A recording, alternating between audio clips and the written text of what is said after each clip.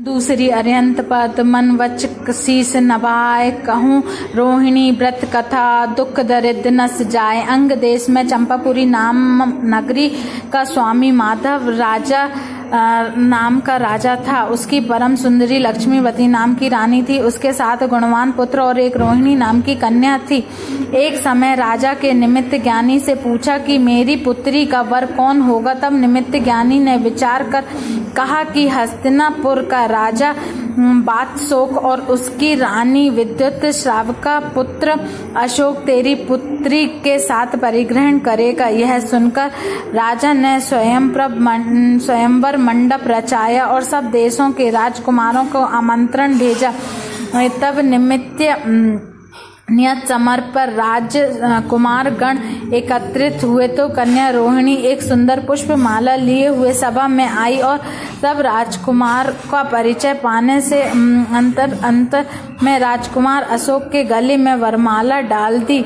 राजकुमार अशोक रोहिणी को परिग्रह कर उसे घर ले आए और बहुत काल तक सुखपूर्वक जीवन व्यतीत किया। एक समय हस्तिनापुर वन में ही चरण ऋषि मुनिराज आए। समाचार सुनकर राजा नित्य प्रिया सहित श्री गुरु की वंदना को गए और 3 प्रदक्षिणा दे दंडवत करके बैठ गए। पश्चात श्री गुरु के मुख से तत्वोपदेश सुनकर राजा हर्षित मन से पूछने लगे, स्वामी मेरी रानी इतनी शांत चित्त क्यों है। तब श्री गुरु ने कहा, सुनो, इसी नगर में वास्तुपाल नाम का राजा था और उसकी धनमित्र नाम का मित्र था। उस धनमित्र के एक दुर्गंधा कन्या उत्पन्न हुई। सो वह कन्या को देखकर माता पिता निरंतर चिंतनमन रहते थे, उस कन्या को कौन वरेगा। पश्चात जब यह कन्या सयानी हुई तब धनमित्र ने उसका ब्याह धन का लोभ देकर एक श्रीसेन नाम के लड़के जो कि उसके मित्र सुमित का पुत्र था से कर दिया। वह सुमित का पुत्र श्रीसेन अत्यंत यशस्वी था। एक समय वह जुआ में धन हार गया, तब चोरी करने को किसी के घर में घुसा। तब यमदंड नामक कोतवाल ने पकड़ लिया और दंड बंधन के बांध दिया। उसी कठिन अवसर में धनमित्र ने श्रीसेन ने अपनी पुत्री को ब्याह करने का वचन ले लिया था। इसी श्रीसेन ने उस ब्याह तो कर लिया, परंतु वह सब स्त्री के शरीर से की अत्यंत दुर्गंधता पीड़ा होकर एक ही माह में उसका परित्याग करने देशांतर को चला गया। निदान हृदय दुर्गंधा अत्यंत व्याकुल हुई और अपने पूर्व पापों का फल भोगने लगी। उसी समय अमृतसेना नाम के मुनिराज उस नगर में वन के विहार करते हुए आए। यह जानकर सकल नगर लोक वंदना को आए हैं। धन मित्र भी अपनी दुर्गंधा कन्या सहित वंदना को गया। सो धर्म उपदेश सुनने के लिए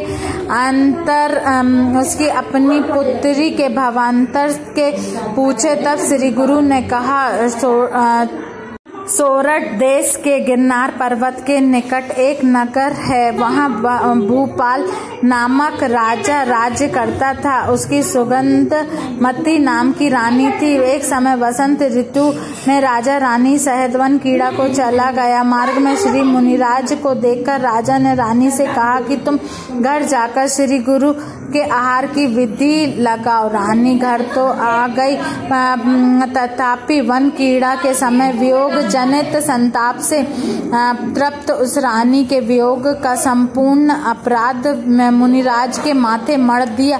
और तब वे आहार को बस्ती में आए तो बड़गाह कर कड़ुवी कुटुम्बी आहार दिया। इससे मुनिराज के शरीर में अत्यंत वेदना उत्पन्न हुई।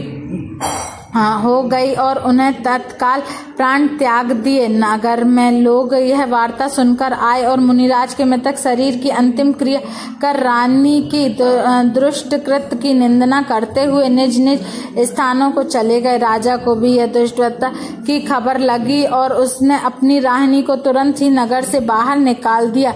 यह पाप से रानी के शरीर में उसी समय कोढ़ उत्पन्न हो गई, जिससे शरीर गल गल कर गिरने लगा तथा शीत उष्ण भूख प्यास की वेदना उसके चित्त विचलित करने लगे। इस प्रकार वह रौद्र भावों से मरकर नरक में गई। वहां पर भी मारण तारण भेदन छेदन सूली रोहण आदि घोर दुख भोगकर वहां से निकलकर गाय के पेट में अवतार लिया और अब यह तेरे घर दुर्गंधा कन्या हुई है। यह पूर्व वृत्तांत सुनकर धर्ममित्र ने पूछा, हे नाथ, कोई व्रत विधान आदि धर्म कार्य बताइए जिससे यह पातक दूर होवे। तब स्वामी ने कहा, सम्यक दर्शन सहित रोहिणी व्रत करो, अर्थात प्रति माह में रोहिणी नाम का नक्षत्र जिस दिन होवे उस दिन चारों प्रकार का आहार का त्याग करके श्री जिन चैत्यालय में जाकर धर्म ध्यान सहित 16 पहर व्यतीत करके अर्थात सामायिक स्वाध्याय धर्मचर्या पूजा अभिषेक आदि काल बितावें और सर्वशक्ति अनुसार दान करें। इस प्रकार यह व्रत 5 वर्ष और 5 माह तक करें। पश्चात उद्यापन करें, अर्थात छत्र चमर ध्वजा पटला आदि उपकरण मंदिर में चढ़ावें। साधु जनों व धर्मधारी तथा विद्यार्थियों को शास्त्र देवें, वेतन देवें, 4 प्रकार के दान देवें और जो द्रव्य खर्च करने की शक्ति न हो तो दूना व्रत करें। दुर्गंधा ने श्री मुनिराज